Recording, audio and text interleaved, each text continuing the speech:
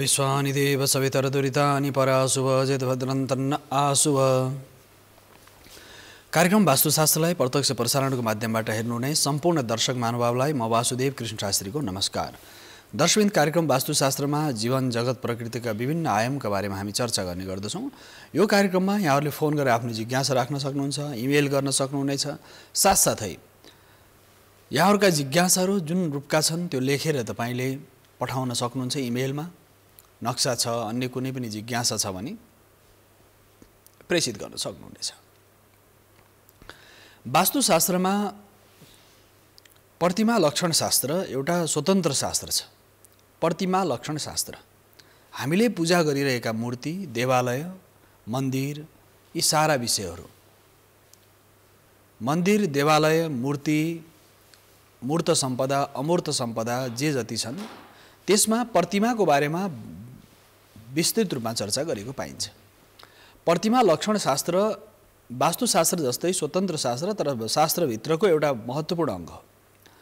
अब प्रतिमा, मूर्ति हामी मूर्ति भनेर बुझ्छौँ, प्रतिमा भनेर बुझ्छौँ, प्रतीक चिन्ह भनेर बुझ्छौँ, सिम्बोलिक चिन्ह विभिन्न जे भने तापनि सबैको मूल आशय कुनै पनि आकृति, चित्राकृति, पाषाणमा बनेका आकृतिहरू, धातुमा, स्वर्णमा, तामा, पित्तल, फलम इत्यादिमा बनेका आकृतिहरू एउटा चित्रको रूपमा, प्रतिमाको रूपमा, ठोस रूपमा जुन बन्छन् तिनलाई प्रतिमा भनिन्छ, मूर्ति भनिन्छ भने चित्रमा चित्रमा कोरेकालाई चित्र भनिन्छ।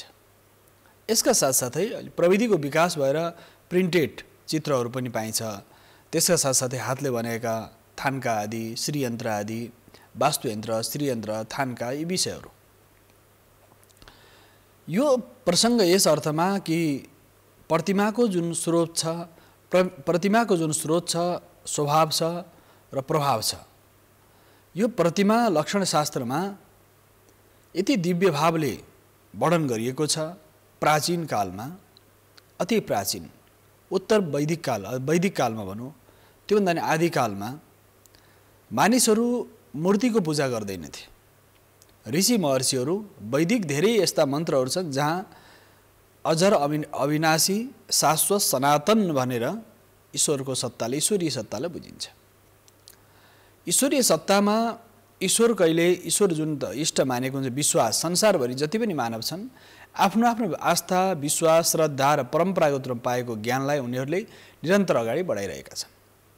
प्राचीन कालमा प्रतिमा लक्षण वैदिक सनातन अन्य मत जुन एउटा ग्रन्थ, एउटा शास्त्र, एउटा चिन्तनवाला ग्रन्थहरू त जसको एउटै ग्रन्थ छ र एउटै चिन्ह छ, त्यस्तोको विषयको यो त मानव निर्मित हो। त्यो विषय जति पनि अहिले संसारभरि मत, पन्थ, सम्प्रदाय देखिन्छ, जति पनि मत पन्थहरू देखिन्छ, जति पनि सम्प्रदाय देखिन्छ, धार्मिक हामी जुन जसलाई धर्म भन्छौँ, तिनीहरू एउटा ग्रन्थ, एउटा मत, एउटा विचार लिएर अघि बढेका छन्, एउटा सम्प्रदाय लिएर अघि बढेका छन्। संसारभरि एउटा मत, एउटा पन्थ, एउटा सम्प्रदाय लिएर अगाडि बढेका छन् भने एउटा समुदाय छ, एउटा ग्रन्थ छ, एउटै ईश्वर छ। ईश्वरको अस्तित्व एउटै रूपमा मान्छन्, व्यापक ईश्वरलाई मान्दैनन्, ईश्वरको व्यापकतालाई स्वीकार गर्दैनन्। त्यो पछि बनाएका मानिसले निर्मित गरेका सम्प्रदायहरू, मतहरू हुन्। तर वैदिक सनातनमा बहुदेववाद, जसरी एउटै मानिस संसारमा रहँदैन, मानिसका भिन्न भिन्न स्वरूप, आकृति, प्रकृति, भिन्न भिन्न अवस्था हुन्छन्। प्रत्येक मानिसको आफ्नो गुण, लक्षण, धर्म हुन्छ। बुवा, आमा, छोरा, छोरी, बाउ सारा एक अर्कामा जोडिएका हुन्छन्। त्यसै गरेर प्रत्येक तपाईँको इच्छा, रुचि र विचार र चिन्तन अनुसार, रुचि नाम वैचित्र्य दृजकुटिल नाना पथजुसाम, रुचि अनुसार तपाईँको विचार, चिन्तन कसरी अगाडि बढ्छ भन्ने सन्दर्भ, रुचि अनुसार तपाईँको जीवनमा कसरी अगाडि बढ्छ, जीवनको यात्रा कसरी अगाडि बढ्छ भन्ने सन्दर्भ छ। तसर्थ रुचि नाम वैचित्र्य दृजुकुटिल नाना पथजुसाम, भिन्न भिन्न बाटाहरू छन् र रुचि अनुसार तपाईँले हनुमान मान्ने, गणेश मान्ने, देवी मान्ने, दुर्गा मान्ने, काली मान्ने, सूर्य मान्ने, अब नारायण मान्ने, शिव मान्ने, तपाईँको रुचि अनुसार छ। रुचि अनुसार तपाईँले देवताहरू पनि त्यसरी राख्नुहुन्छ। घरमा कसैले हनुमानको पूजा गर्छन्, कसैले सूर्यको पूजा गर्छन्, कसैले देवीको पूजा गर्छन्, कसैले दुर्गाको पूजा, दुर्गा, देवी, लक्ष्मी, अब नारायणको पूजा, भगवान शङ्कर शिवको पूजा, शिव परिवारको पूजा, सारा देवताहरूको पूजा भिन्न भिन्न स्वरूपमा गरिन्छ, भिन्न भिन्न अवस्थामा गरिन्छ। रुचि अनुसार तपाईको पूजा उपासना देवताको भिन्न भिन्न मत अनुसार भिन्न भिन्न हुन सक्छ। रुचि नाम वैचित्र्य दृजुकुटिल राना पथजुसम, मार्गहरू भिन्न भिन्न हुन्छन्। रुचि अनुसार तपाईका बाटाहरू भिन्न भिन्न हुन सक्छन्। तसर्थ रुचि र तपाईको चिन्तन र तपाईको विचार अनुसार कसरी अगाडि बढ्छ त्यो बडो महत्त्वपूर्ण हो। यसका साथसाथै जीवनमा रुचि अनुसार तपाईले देवताको मूर्ति निर्माण गर्न सक्नुहुन्छ। आफ्नो इच्छा अनुसार आकांक्षा अनुसार तपाईको आवश्यक इच्छा आकांक्षा आवश्यकता तीनटा आधारहरू छन्। तपाईको इच्छा के छ, तपाई के प्राप्त गर्न चाहनुहुन्छ? धन सम्पत्ति सुख समृद्धि चाहनुहुन्छ, लक्ष्मी र गणेशको पूजा गर्नुहुन्छ। सुखद दाम्पत्य जीवन चाहनुहुन्छ, शिव पार्वतीको पूजा गर्नुहुन्छ, राधा कृष्णको पूजा गर्नुहुन्छ। सुखद दाम्पत्यको लागि भगवान नारायण र नारायणीको पूजा, शिव र शक्तिको पूजा गरिन्छ। तसर्थ सुख शान्ति समृद्धिको लागि गरिने जुन कामहरू छन्,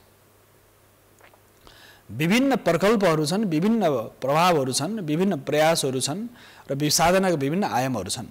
र वास्तुशिल्प शास्त्रमा बताइए अनुसार तपाईको मूर्त लक्षण र अमूर्त लक्षण भनिन्छ। जो मूर्तिहरू देवालयहरू प्रतिमाहरू जो हामी देख्छौँ, यी मूर्ति देवालय प्रतिमाहरू जति पनि छन्, मूर्ति जुन हामी देखिरहेका छौँ, मन्दिर हामीले देखिरहेका छौँ, मन्दिर बनावट मन्दिरको बनावट त्यो देवताको बस्ने, जसरी मानवले बस्ने घरलाई मानव बस्नेलाई मनुष्यालय भनिन्छ। आलय भनेको निवास स्थान, बसोबास गर्ने ठाउँ। मनुष्यालय एउटा महत्त्वपूर्ण पक्ष हो, देवालय एउटा महत्त्वपूर्ण आधार हो।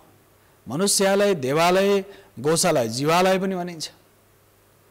गौशाला गौ जहाँ निवास गर्दछन्, त्यसकारणले गौ जहाँ निवास गर्दछन् जीव आदि गरेको निवास स्थान भनिन्छ। गौशाला भन्नु र जीवालय भन्नुमा पृथक छ। जीवालय भनेको जीवहरू, जीव जन्तुहरू, पशु पक्षीहरू, सबै प्रकारका जीव जन्तुहरू बसोबास गर्ने ठाउँलाई जीवालय भनिन्छ। जीवालयमा एउटा अङ्ग गौशालाको हुन्छ। गौ चरण, गौशाला, गौ रक्षण, गौ केन्द्र, गौवृत। त्यसकारणले जब प्रतिमा लक्षण शास्त्रमा बताइए अनुसार गाईको पूजा गरिन्छ, गाईमा 33 प्रकारका देवी देवताको पूजा उपासना हुन्छ। त्यहाँ बसेका प्रत्येक देवताहरू, प्रत्येक देवी देवताहरूको जुन जसरी हामी पूजा गर्छौँ, ती देवताहरूको शक्ति, सामर्थ्य, ऊर्जा र चैतन्यता हाम्रो जीवनसँग छ, जगतसँग छ, प्रकृतिसँग छ। मानवीय संवेदनाको जुन स्थिति छ, मानवीय चिन्तनको जुन उचाइ छ, मानवीय जुन विचारधाराबाट अगाडि बढेको छ, मानवको जुन सामर्थ्य छ, शक्ति छ र शौर्यता छ, पुरुषार्थ छ, मानवको सामर्थ्य, शौर्य, पुरुषार्थलाई मूर्त रूपमा देखाउनको लागि त्यस्तो खालको चित्रहरू, जसरी हातमा मुसल लिएको, अजान बाहु, स्थूलकाय, अत्यन्त ठुलो शरीर, एकदम दिव्य शरीर, अत्यन्त हेर्दा पनि बलशाली देखिने त्यस्तो मूर्ति बनाउनु पर्यो। महावीर, वीरको पनि वीर महावीर बनाउनु पर्यो। भनेपछि महावीर भगवान हनुमानको स्वरूप बनाउँदा भयङ्कर शक्तिशाली, पहाड नै उठाउन सक्ने, हातमा चाहिँ गदा लिएका, धर्मदण्ड पनि भनिन्छ, धर्म र अधर्मको न्याय व्यवस्था मिलाउने र साथसाथै भूत प्रेत पिशाच आदिहरूलाई नजिक आउन नदिने, यस्तो प्रकारको स्वरूप भगवान हनुमानको देखाइन्छ। हनुमानको चित्र बनाउँदाखेरि ख्याउटे, कमजोर, एकदमै खुत्रुक्कै परेको स्थिति देखाइँदैन। त्यो प्रतिमाले पनि बोध गराउँछ दर्शकबिन, त्यो शक्तिशाली र सामर्थ्यशाली। भगवान शिव देखाउँदाखेरि तपाईँले जटा भएको स्थिति, तपाईँ जटा भएको अवस्था र साथसाथै दिव्य स्वरूप, आँखामा त्यो दिव्यता, साथसाथै भगवान शिवको सम्पूर्ण त्यो अलौकिक आभा, दिव्य तेज, त्यो स्थिति, नागको माला लगाएका, बागम्बर ओढेका, जुन शास्त्रले वर्णन गरेको त्यस अनुसारको प्रतिमा बनाउनु पर्यो। नारायणको बनाउँदाखेरि तपाईँले नारायणलाई जुङ्गा लगाइदिएर दाढी काटेर भगवान नारायणको यदि मूर्ति बनायो भने कस्तो दिव्य विरूप देखिन्छ।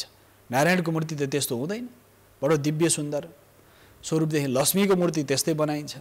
त्यसकारणले त्यसमा आभूषण, श्रृङ्गार, पूजा, साथसाथै तत्सम्बन्धी देवताको जुन जति पनि स्वरूपहरू निर्माण गरिन्छ, ती वास्तुशिल्प शास्त्रमा ती देवताहरूको मूर्ति, देवालय अथवा जे बनाउँदा पनि तत्प्रकारको त्यस्तै जुन प्रकारको आकृति छ, उनीहरूको स्वरूपको वर्णन छ, आभाको वर्णन छ, दिव्य तेजको वर्णन छ, त्यस्तै प्रकारको स्वरूप निर्माण गर्नुपर्ने हुन्छ।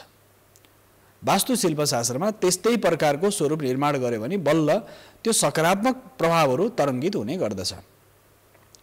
वास्तुशिल्प शास्त्रमा प्रतिमा लक्षण शास्त्रमा बताए अनुसार गणेशको रूप स्वरूप भनेको गणेशको गजानन भनियो। गजानन, गज गज भनेको हात्तीको जस्तो आनन भएका गजानन, र साथसाथै भालचन्द्र भनेर भनियो। भालचन्द्र, भालमा शिरमा चन्द्रमा विराजमान भएका भगवान शङ्करलाई सितांशु शेखर भन्दा जटा भएका यस्तो स्वरूपहरूको शास्त्रमा परिकल्पना छ। त्यही अनुसार तत्सम देवता बनाउनुपर्छ। गणेशको स्वरूप बनाउँदा होस्, लक्ष्मीको बनाउँदा होस्, दुर्गाको बनाउँदा होस्, त्यो विकृत स्वरूप हुनु भएन। प्रतिमा लक्षण शास्त्रले विकृत स्वरूप भएको यदि कुनै पनि स्वरूप छ भने त्यो स्वरूपमा सकारात्मक ऊर्जाको सिञ्चन हुँदैन। त्यसकारणले तत्सम देवताले मेरो सम्पूर्ण रूपले रक्षा गरून्, सकारात्मक ऊर्जाहरू प्रसारण गरून् भनेर भनिन्छ। मन्दिर देवालयहरूमा पनि त्यो मूर्ति प्राचीन कालमा मूर्ति पूजाको परम्परा देखिँदैन। 5000 वर्षभन्दा पहिले मूर्ति पूजाको परम्परा छँदै छैन। 5000 वर्षभन्दा पहिले के थियो त भन्दाखेरि तत्सम्बन्धित समयमा 5000 वर्ष पहिले इतिहास दस्तावेजले के देखाउँछ भने 5000 वर्षभन्दा पहिले मूर्तिको पूजा नभएर अग्निको पूजा गरिन्थ्यो।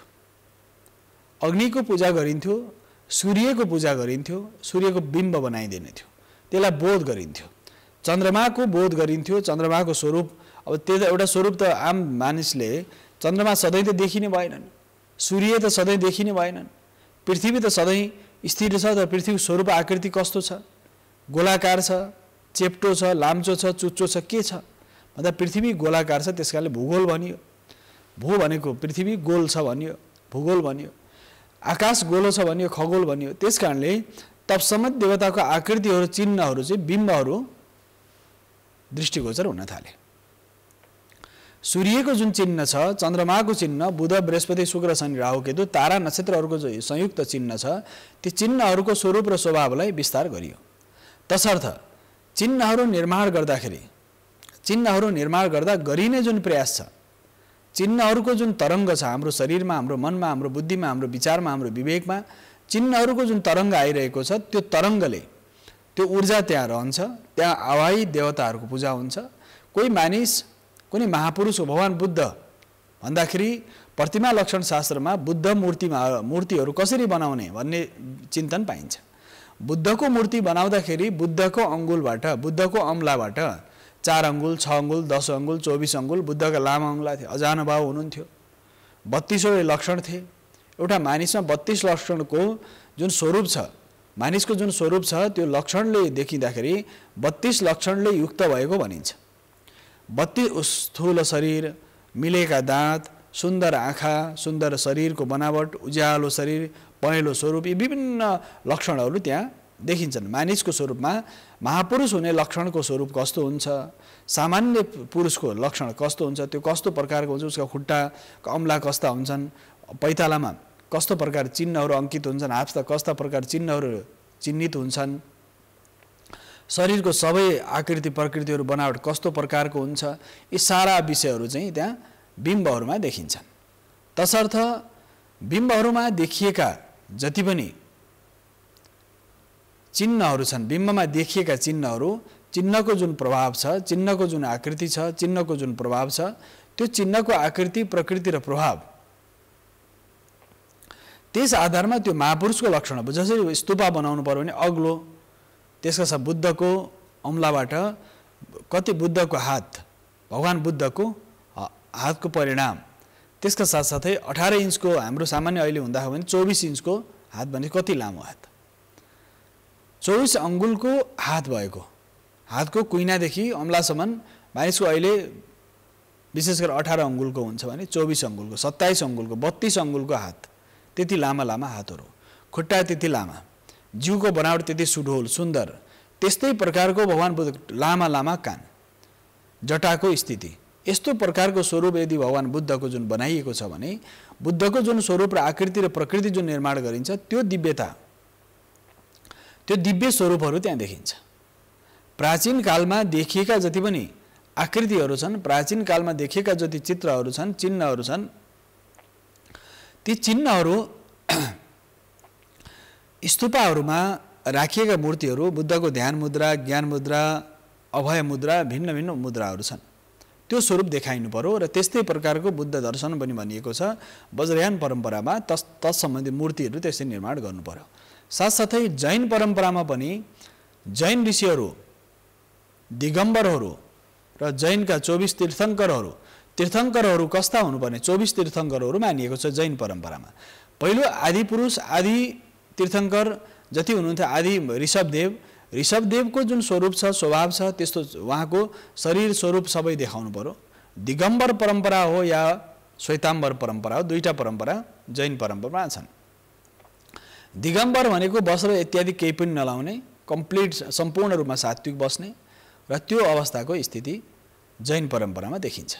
त्यो दिगम्बर परम्परामा। र श्वेताम्बर भने सेतो वस्त्र धारण गर्ने तर अहिंसा व्रतलाई पालन गर्ने, यो अहिंसा व्रतलाई पालन गर्ने श्वेताम्बर श्वेत अवस्थाको आम्बर धारण गरेका यस्तो स्वरूपमा। यसका साथसाथै जैन मूर्तिहरू जैन जुन परम्पराका मूर्तिहरू बनाइदाखेरि त्यहाँ यी विषयहरूलाई धेरै गम्भीरताका साथ ध्यान दिएको पाइन्छ। जैन परम्पराका तीर्थङ्करहरूको साधकहरूको तपस्वीहरूको जुन अवस्थिति छ त्यसमा यस्तो प्रकारको स्वरूप र स्वभाव त्यहाँ प्रत्यक्ष रूपमा देख्न सकिन्छ। तसर्थ तीर्थङ्करहरूको साधकहरूको आदि गरेका मूर्तिहरू बनाउँदा पनि त्यो ध्यान दिएको पाइन्छ प्रतिमा लक्षण शास्त्रमा। अब विषय रह्यो तपाईँको घरमा बनेका मूर्ति देवालय मन्दिरहरू प्रमाणिक छन् कि छैनन् त? तपाईँले पूजा गरेको मूर्ति प्रमाणयुक्त हो कि होइन, प्रमाणिकताले युक्त छ कि छैन, प्रमाणले युक्त छ कि छैन। प्रमाण प्रमेय र विशेष गरेर प्रमाण र प्रमेय भनिन्छ। उपास्य र उपासकको भेद पनि छ। उपासना कसको गर्ने, उपास्य के हुन्, उपासक को हो, उपासकको चरित्र स्वभाव उसको निष्ठा समर्पण उपासकको, र उपास्य कुन हुन् त? तपाईँको राशि नक्षत्र अनुसार उपास्य के हो, कसको उपासना गर्ने र प्राप्त के गर्ने? यो जीवन मुक्तिको लागि तपाईँले प्रयास गर्ने हो या यो जीवनमा सार्थक जीवन यापन गर्नको लागि गरिने प्रयासहरू हो या जीवनलाई सुख शान्ति समृद्धिको लागि यात्रामा जाने हो, पुरुषार्थ गर्ने हो, निर्माण या मोक्ष प्राप्तिको लागि तपाईँले उपासना कसको गर्दै हुनुहुन्छ? र प्राचीन कालमा पृथ्वीको अस्तित्व जलको तेजको वायुको आकाशको पञ्चतत्त्वको जुन अस्तित्व थियो त्यो अस्तित्व बोधमा पृथ्वीको अस्तित्व छ, जलको अस्तित्व छ, तेजको अस्तित्व छ, वायुको अस्तित्व छ। पृथ्वी जल तेज वायु आकाश मन बुद्धि र चित्तको अस्तित्व छ भने तपाईको चिन्तनको धारा पनि मनको धारा के छ, बुद्धिको अवस्थिति के छ र भावनाको अवस्था के छ, त्यही आस्था आधार र भावनाबाट तपाईले मूर्तिहरू प्रतिमाहरू बनाउनुहुनेछ। तपाईको आस्था यदि सकारात्मक आस्था छ भने तपाईको मन पनि प्रसन्न छ, तपाईको आस्था पनि एकदम दृढ छ। दृढ आस्था बडो आवश्यक छ। दृढ निश्चय भाव अति आवश्यक छ। दृढ निश्चय भाव यदि रहेन भने मानव अगाडि बढ्न सक्दैन। दृढ निश्चय भाव तपाईभित्र छ कि छैन, तपाईको निष्ठा दृढ छ कि छैन, तपाईको स्वभाव दृढ छ कि छैन, तपाई दृढ निश्चय भाव भएर अगाडि बढ्नु भएको छ कि या छैन, त्यो दृढ निश्चय भाव छैन भनेदेखि समस्याहरू झन् बढ्दै जान्छ। त्यस कारणले निश्चय दृढ निश्चय भएर अगाडि बढ्यो भनेदेखि त्यो साधनाको यात्रा पनि सफल हुन्छ र मानिसले आफ्नो जीवन पनि सार्थक बनाउन सक्छ। यसका साथसाथै अङ्कको प्रयोग पनि त्यहाँ देखिन्छ। कमल पुष्प भगवान बुद्ध बसेको जुन कमलको पुष्प छ त्यो पुष्प कति पातको हुने त, डाँठ कस्तो हुने, पात कस्तो हुने, ज्ञान मुद्रा कस्तो प्रकारको हुने, ध्यान मुद्रा कस्तो हुने, प्रज्ञा मुद्रा कस्तो हुने, ज्ञान ध्यान प्रज्ञा चेतनाको मुद्रा कस्तो कस्तो हुने भन्ने भिन्न भिन्न प्रकृतिहरू छ। त्यसकारणले साधनाको पथमा ज्ञान मुद्रा ध्यान मुद्रा चैतन्य मुद्रा जति पनि चिन्तन र चैतन्य मुद्राहरूको जुन स्वरूप छ त्यो चैतन्य मुद्रा कस्तो प्रकारको छ, चेतनाको स्थिति कुन प्रकारको छ, कस्तो प्रकृति र कस्तो स्वरूपको छ, त्यो स्वभाव र स्वरूप र चेतनाको स्थिति कुन छ, त्यो बडो दिव्य स्थिति छ कि छैन। यसका साथसाथै मानवको जुन स्वभाव छ प्रकृति छ र उसको चिन्तन धारा छ, यो कुन प्रवृत्ति छ, उसको सात्विक प्रवृत्ति छ, तामसिक प्रवृत्ति छ या राजसिक प्रवृत्ति छ। मानिस सात्विक प्रकृति छ भने ऊ साधनामय जीवन अगाडि बढ्न सक्यो, सात्विक प्रकृतिको भयो। एउटा राजसिक प्रकृतिको छ त्यसको प्रकारको आफ्नो एउटा स्वरूप छ। तामसिक प्रवृत्ति छ भने त्यसको पनि एउटा स्वरूप र स्वभाव छ। राजसिक सात्विक र तामसिक तीन प्रकारको प्रवृत्तिमा तपाईको प्रवृत्ति कस्तो छ र प्रवृत्ति कस्तो छ र प्रकृति पनि कस्तो छ, प्राकृतिक गुणधर्म कस्तो छ त्यो बडो महत्त्वपूर्ण हुन्छ। प्रकृतिमा रहेको गुणधर्मबाट सात्विकताको उदय हुने कि तामसिकताको उदय हुने कि राजसिक भावको उदय हुने, सात्विक भावको उदय हुनालाई त्यस्तै प्रकारको अवस्था, सात्विक भावको तामसिक भावको उदयलाई त्यही खालको प्रभाव, राशिक भावको उदयलाई त्यही खालको प्रभाव। सात्विक, राशिक र तामसिक तीन प्रकारको प्रवृत्तिमा तपाईको प्रवृत्ति, गुणधर्म र स्वभाव कुन प्रवृत्ति, कुन स्वभाव र कुन प्रकारको छ त्यसअनुसार तपाईले उपासक र उपास्य तपाई जसको उपासना गर्नुहुन्छ तत्सम देवताको तपाईले चयन वर्ण गर्न सक्नुहुन्छ। घरमा राखेका मूर्तिहरू, प्रतिमाहरू पनि यदि व्यवस्थित छन्, सबै प्रतिमाहरू व्यवस्थित छन् भने सूर्यको प्रतिमाको आकृति, चन्द्रमाको आकृति, बुध, बृहस्पति, शुक्र, शनि, राहु, केतुको आकृति कस्तो प्रकारको छ, ग्रहहरूको आकृति कुन प्रकारको छ, आफूले पूजा गरेका देवताहरूको आकृति, गणेशको आकृति कस्तो प्रकृतिको हुनुपर्ने। गणेशका 1000 प्रकारका स्वरूपहरू छन्। 1000 स्वरूपमा तपाईँ कुन गणेशको पूजा गर्न चाहनुहुन्छ। त्यसमा 8 वटा अष्टसिद्धि बडो महत्त्वपूर्ण छन्। 8 प्रकारको अष्टविनायक भनिन्छ। अष्टसिद्धिले युक्त भएको विनायकको स्वरूपको पूजा हो। अष्टसिद्धिले युक्त भएको विनायक हो या एक्लै भएका विनायक, रिद्धि सिद्धि बिना नि एक्लै जुन स्वरूपमा हुनुहुन्छ भने त्यस्तो प्रकारको विनायकको स्वरूप हो। विनायक कुन प्रकृतिको हुनुहुन्छ। अष्टसिद्धिको स्वरूपमा हुनुहुन्छ, नवनिधिको स्वरूपमा हुनुहुन्छ गणेशको। अब गणेशको नाम अनुसार उनको स्वरूप पनि भिन्न छ। भालचन्द्र भन्यो भने चन्द्रमा भालमा भएका, गजानन त सबै स्वरूप गणेशको त गजानन नै हुन्छ। मोदक प्रिय भन्दाखेरि अगाडिपट्टि लड्डु भएको मूर्ति। मुसको वाहन भने मुसो माथि चढेको स्वरूप र मुसो त्यही अगाडि चाहिँ पर्तिर छ, त्यो चिन्ह त्यस्तो चाहियो। गणेशको स्वरूपमा पनि त्यो लक्ष्मीको पनि गजलक्ष्मी, अष्टलक्ष्मीहरू हुनुहुन्छ। त्यो लक्ष्मीहरू तपाईको कुन हो, तपाईले के चाहनुहुन्छ, साधनाको यात्रा के हो, तस सम्बन्धित देवीको पूजा गरिन्छ। धनलक्ष्मी, ज्ञानलक्ष्मी, प्रज्ञालक्ष्मी, गजलक्ष्मीका जुन स्वरूपहरू छन् ती स्वरूपहरूमा गजको जस्तो स्वरूप आकृति भएका गजलक्ष्मीको जुन पूजा गरिन्छ त्यो स्वरूपमा त्यो गजाननको जुन स्वरूप छ, गजलक्ष्मीको जुन पूजा हामी नित्य निरन्तर गर्ने गर्छौँ। हे गणपति, गणेश र रिद्धि सिद्धि शुभ लाभ आदिको जुन पूजा गरिन्छ, गजलक्ष्मीको पूजा गर्दाखेरि हुने तरङ्ग र साथसाथै धनलक्ष्मीको, ज्ञानलक्ष्मीको, प्रज्ञालक्ष्मीको, सारा लक्ष्मीका भिन्न भिन्न स्वरूपहरू छन्। अब तपाईँलाई धन चाहिएको छ, धनलक्ष्मीको पूजा गर्नुहोस्। यदि सामर्थ्य र पुरुषार्थ वृद्धि गर्छ, गजलक्ष्मीको पूजा गर्ने। घरमा तत्सम्बन्धित मूर्ति राख्नु पर्यो जुन तपाईँको चाहना आकाङ्क्षा छ। आकाङ्क्षा अनुसार मूर्ति अथवा देवताको पूजा गर्न सकिन्छ। यसका साथसाथै नारायणको पूजा गर्दाखेरि लक्ष्मीले युक्त हुनुभएका नारायण या लक्ष्मी विहीन भएका नारायण।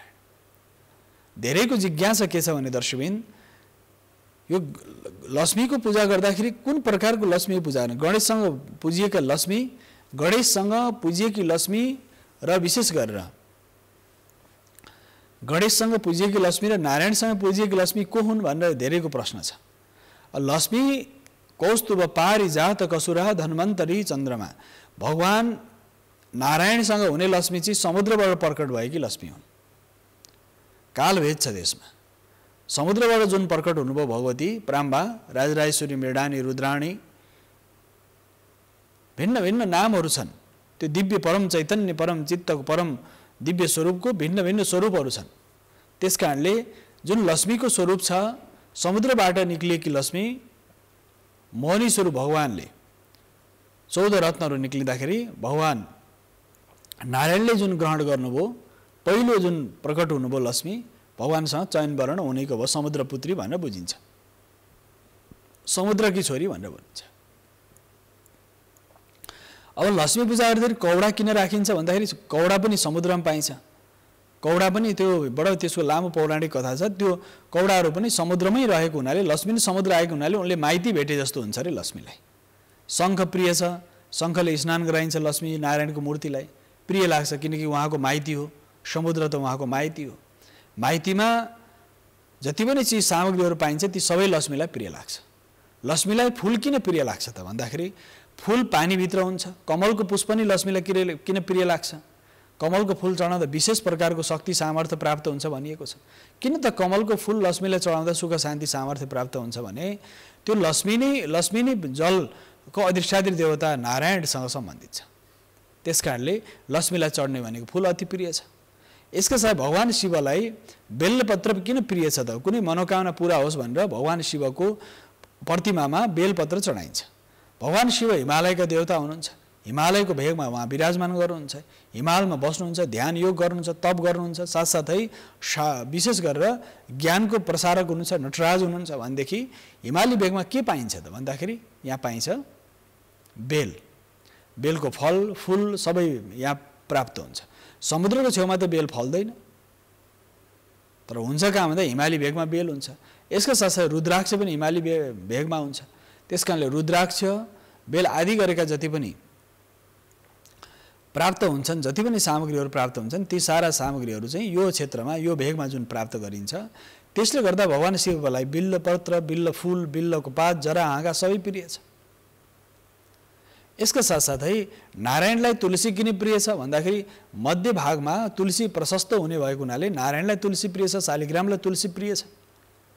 अब देवी दुर्गालाई, दुर्गाको जुन स्वरूप छ, युद्ध, सामर्थ्य, शौर्यता र ऊर्जाकी देवी मानिन्छ। दुर्गालाई रातो फूल किन प्रिय छ नि? उनी शक्तिकी प्रतीक हुन्। प्रतिमा लक्षण शास्त्रमा बताइएको छ, दुर्गालाई, देवीलाई रातो फूल चढायो भनेदेखि सुख शान्ति समृद्धि पाउँछ, पुरुषार्थ बढिन्छ भनेर बढ्छ, पुरुषार्थ बढ्दछ भनिएको छ। त्यसकारणले दुर्गाको जुन स्वरूप छ र लक्ष्मीको स्वरूप पहेँलो छ भने दुर्गाको स्वरूप रातो छ, कालीको स्वरूप कालो छ भने नीलो कालो फूल इत्यादि भगवती महाकालीलाई फल इत्यादि चढ्दछ। र देवताको लक्षण पनि कस्तो छ भने कोही सौम्य प्रकृति, सात्विक भावका देवताहरू, तामसिक भावका देवताहरू, राजसिक भावका देवताहरू पनि हुनुहुन्छ जो युद्ध प्रिय छन्। भैरव, वीरभद्र, डाकिनी, साकिनी, बेताल आदि युद्ध प्रिय छन्। ऊ तामसिक भावका देवताहरू, तामसिक प्रवृत्तिको अवस्था छ। स्वरूपमा उनीहरूको अनुहारमा पनि त्यो क्रूरता, त्यो सौम्यता छैन। भैरवको मुकुटो हेर्नु त कस्तो देखिन्छ, क्रूरताको स्वभाव त्यहाँ देखिन्छ भने त्यो साहस र पराक्रम, पुरुषार्थ र मानिस, जब कोही मानिस सात्विक मानिस क्रूर भयो भने कति क्रूर हुन सक्छ भन्ने भाव त्यहाँ देखाइएको छ भैरवको आकृतिमा। महाकालीको आकृति झन् नग्न स्वरूप, मुण्डमाला लगाएकी, हातमा खड्ग चक्र, खड्गम चक्र गदेशु चाप बरिघाम आदि गरेका आयुधहरू धारण गरेकी यस्तै महाकाली जो भीषण स्वरूप हुनुहुन्छ, यस्तै स्वरूपको प्रार्थना गरिन्छ। ती देवताहरूको पूजा तपाईको जुन जस्तो कामना हो त्यस्तै प्रकारको फल प्राप्तिको लागि, सिद्धि प्राप्तिको लागि प्राप्त पूजा गरिन्छ। देवताको सन्दर्भमा त्यो आयो। यसका साथसाथै अन्य देवताहरू प्रतिमा लक्षण शास्त्रमा बताइए अनुसार नारायणको स्वरूप जलसाई नारायणको पूजा गर्दाखेरिको स्थिति के हुन्छ, ती तत्सम देवताको पूजा गर्दा गणेशको पनि पूजा त्यसरी नै गरियो। स्वरूप अनुसार, तपाईको कामना अनुसार, भावना अनुसार। लक्ष्मीको त्यसरी गरियो, नारायणको त्यसरी नै। शिवलाई जलधारा प्रिय शिव, भगवान शिवको त्यो शक्ति जहाँ शिवलिङ्ग राखिएको हुन्छ त्यहाँ यति धेरै ऊर्जा, यति धेरै ताप, यति धेरै सशक्त प्रभावहरू आउँछ कि त्यो यति धेरै शक्ति र सामर्थ्य त्यहाँ आउँछ। त्यसकारणले भगवान शिवलाई शिवलिङ्ग राखेपछि जलधारा अनिवार्य रूपमा गर्नुपर्छ। प्रकृतिले सिञ्चन गरेको हुनाले प्रकृति र पुरुषको जुन महाउन्मिलन हुन्छ, प्रकृति र पुरुषको महाउन्मिलन हुन्छ, त्यो महाउन्मिलनमा यति दिव्य त्यो तेजको विस्तार हुन्छ। त्यति बेला त्यहाँ के चाहिन्छ भन्दाखेरि जलधारा चाहिन्छ, बेल्लपत्र चाहिन्छ, भिन्न भिन्न प्रकारको औषधि गुण भएका जडीबुटी औषधिहरू चढाइन्छ। शिवको जुन स्वरूपमा कारण के छ भने उनी त्यो दिव्य तेज, दिव्यताको बोध त्यहाँ देखिन्छ। त्यसका साथसाथै धरतीमा ब्रह्माजीको मूर्ति कहीँ पनि बन्दैन, मात्र एक ठाउँ पुष्करमा मात्र बन्दछ। पुष्करमा किन बनाइन्छ त प्रतिमा? किन बनाइन्छ त्यत्रो दिव्य प्रतिमा पुष्करमा भन्दा बनाउनुको पछाडिको उद्देश्य र आशय के छ भने प्रतिमा त यस अर्थमा बनाइन्छ, प्रतिमाको जुन स्वरूप छ, स्वभाव छ र प्रतिमाको जुन तरङ्ग छ, त्यो स्वभाव, भाव, स्वभाव, सारा तरङ्गहरू प्रतिमामा जुन रहन्छ। ब्रह्माजी त सृष्टिकर्ता हुनुहुन्छ, पुष्करमा छ त्यो मूर्ति एउटै मात्रै धरतीमा मूर्ति बनाउने शास्त्रले प्रमाण दिन्छ। त एक ठाउँ मात्र ब्रह्माजीको मूर्ति बनाइन्छ, अन्यत्र बनाइदिन, अन्यत्र प्रतीकको रूपमा पूजा गरिन्छ, यन्त्र बनाएर पूजा गरिन्छ। किन पूजा गरिँदैन त ब्रह्माजीको भन्दाखेरि विधाता जसले सृष्टि निर्माण गरेको छ, पृथ्वी उहाँको आफ्नै हो, जल उहाँको आफ्नै, तेज, वायु, आकाश विधाताले ब्रह्माण्डको रचना गर्नुभयो। त्यो ब्रह्माण्ड नै उहाँको भएको हुनाले, विधाता भएको हुनाले, विधिको विधान गर्ने भएको हुनाले उहाँको मूर्ति बनाइँदैन। मात्र के गरिन्छ, मन्त्रद्वारा ब्रह्मा जिज्ञानाम प्रथमम पुरस्ताद भनेर भनिन्छ। त्यहाँ सर्वप्रथम यज्ञमा ब्रह्माजीको पूजा गरिन्छ। यज्ञमा ब्रह्माजीको पूजा किन गरिन्छ भने ब्रह्मा जिज्ञानाम प्रथमम पुरस्ताद, त्यो आशय यस अर्थमा त्यो चिन्ह प्रतीक चिन्ह तरङ्गित यस अर्थमा छ कि त्यो ब्रह्माजीको जुन स्वरूप छ र स्वभाव छ त्यो अति चैतन्यमय छ, तेजोमय छ र दिव्य भावमा अगाडि बढेको छ। तसर्थ ब्रह्माजीको चेतनाको स्थिति अगाडि बढेको छ। यसका साथसाथै ब्रह्मा विष्णुको मूर्ति, नारायणको मूर्ति, चतुर्बाहु नारायण, 4 वटा हात भएका लक्ष्मीलाई साथमा लिनुभएकी लक्ष्मी र नारायणको स्वरूप भएको एउटा स्वरूप, एउटा शेषशाही स्वरूप भगवती महामायाले, महालक्ष्मीले चरण सेवा गरिरहेको स्थिति, त्यो प्रकारको मूर्ति। घरमा नारायणको मूर्ति राख्दाखेरि उभिएको मूर्ति राख्नुपर्ने हुन्छ, अथवा शालिग्राम शिला राख्नु भने कुनै समस्या हुँदैन। घरमा मूर्ति राख्दाखेरि शालिग्राम शिला राखेर पाञ्चायनको रूपमा शिव पाञ्चायन, देवी पाञ्चायन, दुर्गा पाञ्चायन, नारायण पाञ्चायन, जुनसुकै पाञ्चायनको पूजा गर्दा पनि त्यो स्वरूपमा नारायणको जुन स्वरूप बनाइन्छ, नारायणको जुन स्वरूप बनाइन्छ त्यो नारायणको स्वरूप बनाउँदाखेरि त्यहाँ पाञ्चायन देवताहरूको जसरी पूजा गरिन्छ, त्यो एक स्वरूपमा पाञ्चायनका एउटा पाञ्चायन देवताहरूको जसरी पूजा गरिएको छ, त्यहाँ पाञ्चायनको स्वरूप बनाउँदाखेरि हामीले प्रत्येक स्वरूपमा त्यो तरङ्ग, त्यो दिव्य तेज, यो दिव्य आभा देखिन्छ। तसर्थ पाञ्चायन स्वरूप निर्माण गर्दाखेरि शिव पाञ्चायन, दुर्गा पाञ्चायन, सूर्य पाञ्चायन, नारायण पाञ्चायन, शिव पाञ्चायन, कुन पाञ्चायनलाई मान्ने? देवी पाञ्चायन। 5 तत्त्व पृथ्वी, जल, तेज, वायु, आकाश, यो सबको तरङ्ग सन्तुलित छ, चैतन्यमय छ, ऊर्जामय तरङ्ग छ भने त्यो तरङ्गको विस्तार हाम्रो जीवनसँग छ, जगतसँग छ, प्रकृतिसँग यदि मिलेर बसेको छ, तरङ्ग सन्तुलित बन्यो भने हामी सहज र सार्थक जीवनयापन गर्न सक्छौँ। तसर्थ त्यो मूर्तिको प्रतिमा पनि त्यस्तै प्रकृतिको हुनु पर्यो र कति अग्लो हुनु भएन।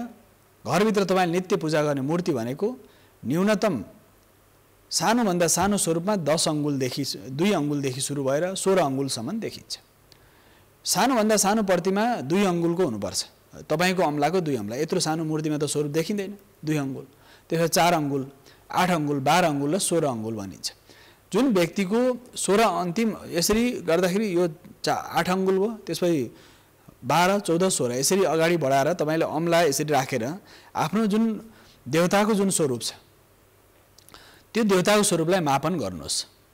अगाडिबाट यसरी उल्टो हात पारेर पछाडिबाट यसरी नाप्दै लिएर आउनुहोस् मूर्तिलाई, र कति अङ्गुलको मूर्ति छ त्यही अनुसार ठुलो अग्ला मूर्तिहरू राख्न मिल्दैन। अग्ला मूर्तिहरू त्यस अर्थमा राख्न मिल्छ जति बेला तपाईँले नित्य निरन्तर अनुष्ठान र पूजा गर्नुहुन्छ, नित्य निरन्तर जाव सेवा गर्नुहुन्छ। प्रत्येक देवताको नित्य सेवा गर्नुहुन्छ भनेदेखि तपाईँले विशाल मूर्तिहरू राख्न सक्नुहुन्छ। प्रतिदिन अभिषेक हुनु पर्यो, प्रतिदिन ती स्वरूपको उपासना हुनु पर्यो, प्रतिदिन सेवा हुनु पर्यो। यदि प्रतिदिन तपाईँको भगवान राखेका मूर्तिहरूमा जल, अन्न, फलफुल, नैवेद्य, पञ्चोपचारले पूजा गरिँदैन भनेदेखि त्यो सम्भव हुँदैन। पञ्चोपचारले यस अर्थमा पूजा गर्नु पर्यो, सम्पूर्ण देवताहरूको जो पूजा गर्दाखेरि पञ्चोपचार, षोडशोपचार, राजोपचार, दिव्योपचार, विभिन्न प्रक्रियाहरू छन्। 5 उपचार भनेको 5 वटा वस्तुले पूजा गर्ने। सर्वप्रथम चन्दन, अक्षता, धूपदीप, नैवेद्य। चन्दन, अक्षता, धूपदीप, नैवेद्य। यो चन्दन अक्षता पुष्प जुन राखिन्छ, अक्षता पुष्प, चन्दन, अक्षता पुष्प, धूपदीप, नैवेद्य, पञ्चोपचारको पूजा भयो। यो सामान्य साधारण व्यक्तिले गर्छ। अब षोडशोपचार 16 प्रकारको उपचार, आसन, पाद्यम, अर्घ्यम, आचमन, पुनराचमन, स्नानियम सबै प्रक्रिया गरेर अन्तिममा धूपदीप नैवेद्य गर्दाखेरि आरती पुष्पाञ्जली गर्दाखेरि 1600 हुन्छ। त्योभन्दा पनि विशाल जानु भने तपाईँ राजोपचार हुन्छ। त्यहाँ त झन् विशेष 64 उपचारहरू छन्, विभिन्न प्रकारका पूजाहरू छन्, भगवानले दिव्य प्रकारका सामग्रीहरूले पूजा गर्ने राजोपचार। त्योभन्दा पनि माथि, राजोपचार भन्दा पनि माथिको जन यात्रा गर्नुहुन्छ भने दिव्योपचार भनिन्छ। सबै दिव्य, कुनै चिजमा कमी छैन। सुनका वस्त्र सामग्रीहरू, चाँदीका सम्पूर्ण सबै त्यहाँ प्रयोग हुने सामग्रीहरू सुन र चाँदी आदि गरेका दिव्य बहुमूल्य हीरा, मोती, मणि, माणिक्य आदि गरेको त्यस्तो प्रकारको सामग्री राख्यो भने त्यसलाई दिव्योपचार भनिन्छ। दर्शकबिन, यो चर्चाका साथसाथै म छोटो विश्रामको सम्मुख आइसकेको छु। विश्रामपछि पुनः आउने नै छु। यो छोटो विश्राम।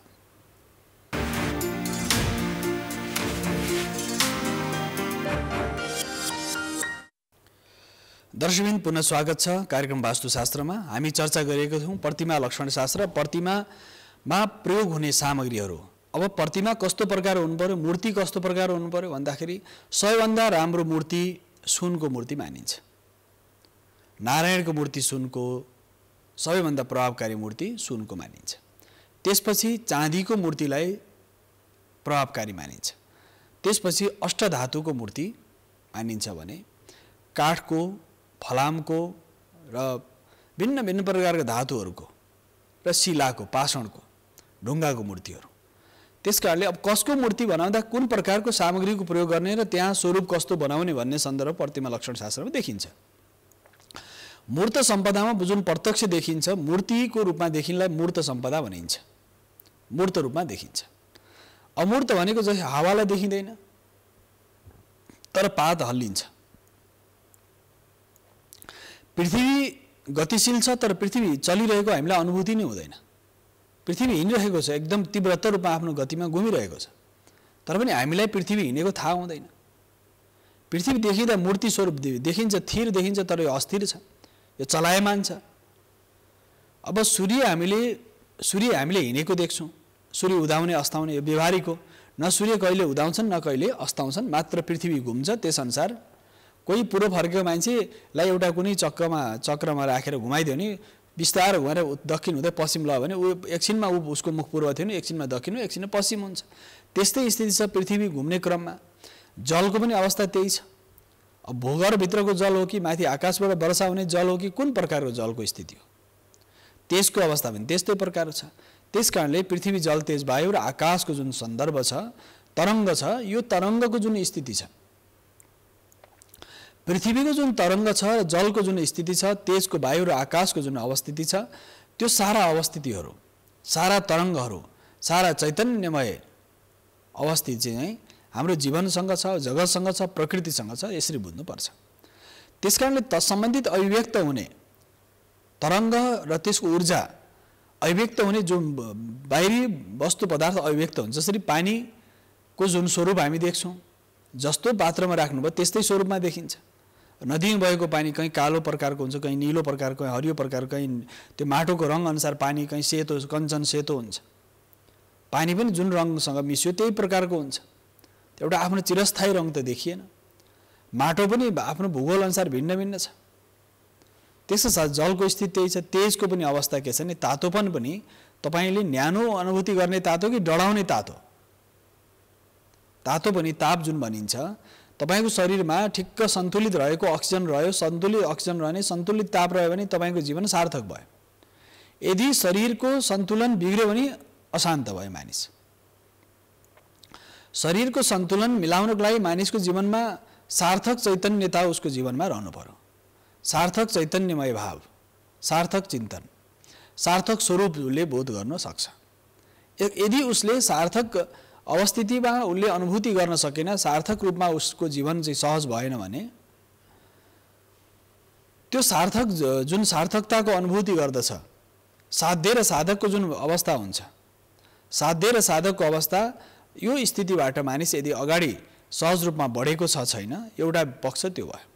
यदि उसको सार्थक जीवनको लागि उसले साधनामय जीवन उसले यापन गरिरहेको छ, साधनामय उसको चिन्तन छ भने उसले सार्थक उसको स्वरूप स्वभाव हुने भयो र ती मूर्तिहरू पनि सार्थक रूपमा देख्ने भयो, साकार रूपमा देख्ने भयो, निराकार स्वरूपमा उसले देखिने भएन। निराकारको जुन स्थिति छ त्यति बेला न मूर्ति चाहिन्छ, त्यहाँ त्यो अमूर्त भनिन्छ। त्यहाँ मूर्ति पनि चाहिँदैन, त्यहाँ केही पनि चाहिँदैन। तपाईँ आँखा बन्द गर्नुहोस्, आफूले आफूलाई बोध गर्नुहोस्, पृथ्वी, जल, तेज, वायु, आकाश, सारा वस्तु पदार्थलाई बोध गर्न थाल्नुहोस्। अनुभूति गर्ने, सास भित्र गइरहेछ, बाहिर गइरहेछ, बाहिरभित्र जुन सास गइरहेको छ, सासका विभिन्न प्रकल्पहरू छन्, भित्र बाहिर जाने क्रमको सासको जुन गति छ, यो एउटा स्थिति हो।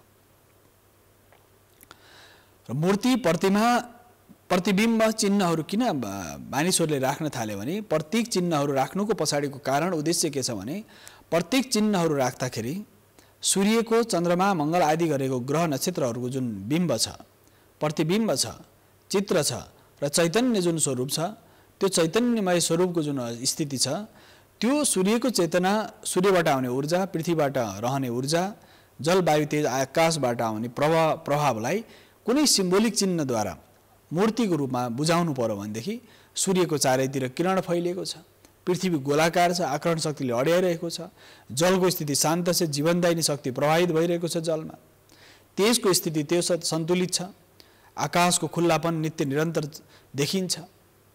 त्यसकारणले ध्वनि र शब्दको विस्तार भइरहेको छ आकाशमा, सारा वस्तु पदार्थहरूको अनुभूति भइरहेको छ भनेदेखि यो सारा तत्त्वहरू तपाईँले मूर्त स्वरूपमा देखाउँदै हुनुहुन्छ या अमूर्त स्वरूपमा देखाउँदै हुनुहुन्छ?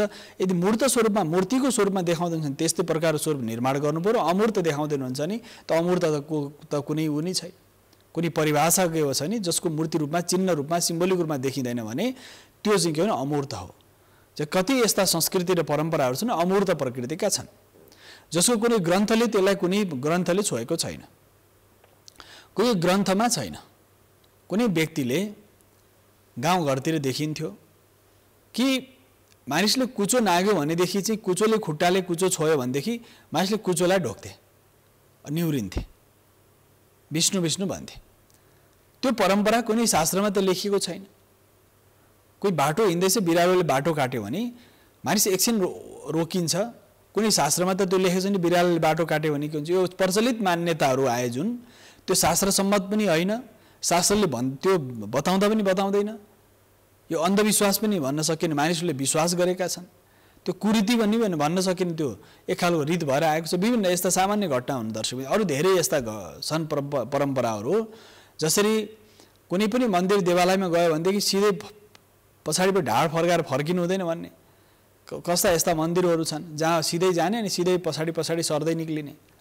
भनेपछि यो परम्पराहरू मानिसले मानिदिए, त्यसमा त्यो एउटा अमूर्त प्रकारले त्यो आयो, परम्परा आयो भनेदेखि त्यो अमूर्त रूपमा आएको परम्परालाई अब त्यो भित्रको विज्ञान हामीले खोज्न थाल्यौँ भने अब कुचो छुनु हुँदैन भनेपछि कुचोमा भाइरस, ब्याक्टेरिया, विभिन्न प्रकारका जीवाणु, कीटाणुहरू हुन्छन्, त्यसलाई छोएपछि सङ्क्रमण हुन्छ। तपाईँलाई विज्ञानको धाराले यदि विचार गर्दा तपाईँ झुक्नुभयो भने के छ भने भाइरस, ब्याक्टेरियाहरूले तपाईँलाई विसङ्क्रमण गर्न सक्दैन। तपाईँको नाक, मुख, शरीरको श्वास प्रश्वासको तीव्रता हुन्छ, मानिस अलिक झुकेपछि श्वास अलिक बढ्छ। त्यस कारणले त्यो कुचो छुनु हुँदैन। कुचो छोयो भने त्यहाँ कुचो बढार्दाखेरि त विभिन्न प्रकार भाइरस, ब्याक्टेरिया, सङ्क्रमणहरू त्यहाँ रहन्छ, विजातीय तत्त्वहरू त्यहाँ रहन्छ। त्यस कारणले त्यो भाइरस, ब्याक्टेरियाहरू सङ्क्रमित भएका जति पनि सङ्क्रमणमा परेका सङ्क्रमित जुन अवस्थिति छ त्यो अवस्थाबाट हामीले त्यो भावलाई विचार गर्नुपर्ने हुन्छ। यसका साथसाथै अर्को पक्ष छ,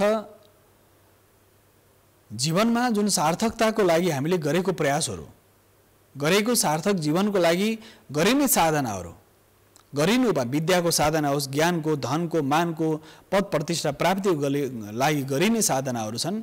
पद प्राप्तिको लागि गरिने साधना, ज्ञान प्राप्तिको लागि गरिने साधना, धन प्राप्तिको लागि गरिने साधना र साधनाका विभिन्न प्रकल्पहरू छन्। ज्ञान प्राप्तिको लागि गरिने साधनाको जुन उचाइ छ त्यो भिन्न प्रकृतिको छ। साधनाको जुन उचाइ छ, ज्ञान प्राप्तिको लागि गरिने साधना, धन प्राप्तिको लागि गरिने साधना, मान प्राप्तिको लागि गरिने साधना, त्यो प्रकृति मूर्त रूपमा छ। त्यो कुन मूर्तिको कस्तो प्रकारको स्वरूपको पूजा गर्ने हो त्यस आधारमा निर्धारित हुन्छ। अब अङ्कशास्त्रमा पनि अब अङ्कमा सूर्यको अङ्क भन्यो भने एक अङ्कलाई सूर्य भनेको एक पहिलो अङ्क भनिन्छ। दोस्रो अङ्क भनेको चन्द्रमाको अङ्क हो, 1 देखि 9 सम्म। बिन्दु भनेको बिन्दु भगवान साक्षात नारायणको, बिन्दु भनेको साक्षात भगवान शिवको शिरमा ओमकार बिन्दु संयुक्तम नित्यम ध्यायन्ति योगिना। गणनाको जुन गणितको आविष्कार छ, बिन्दुबाट विस्तार हुन्छ। बिन्दु अनि शून्य, 1 2 3 4 5 6 7 8 9 भएर जान्छ। बिन्दु पछि पनि तल पनि अझ डट भनिन्छ। त्यो बिन्दु बिना विस्तार हुन सक्दैन। यस कारणले बिन्दुको विस्तार त बिन्दुको जुन विस्तार स्वरूप छ त्यो स्वरूप बिन्दुको विस्तारबाट नै हामीले सम्भव छ। बिन्दुको विस्तारित स्वरूप के हो त? बिन्दुको विस्तारित स्वरूप शून्य हो, ब्रह्माण्ड हो, खगोल हो। र बिन्दुको विस्तारित भाग, बिन्दुको विस्तारित भाग, बिन्दुको विस्तारको स्वरूप बिन्दु। ओमकार बिन्दु संयुक्तम नित्यम ध्यायन्ति योगिना भनियो। त्यो बिन्दु सम्पूर्ण सृष्टिको आधान हो, सृष्टिको चैतन्यताको बोध हो र बिन्दु नि विस्तार हो। अहिले पनि तपाईले कुनै साइट बनाउनु पर्यो www डट नहालिकन त हुँदैन, इमेलमा पनि डट नहाली हुँदैन, कम्प्युटरमा पनि तपाईले गणना गर्दाखेरि बिन्दु हालिएन भने सिन्धु प्राप्त हुँदैन।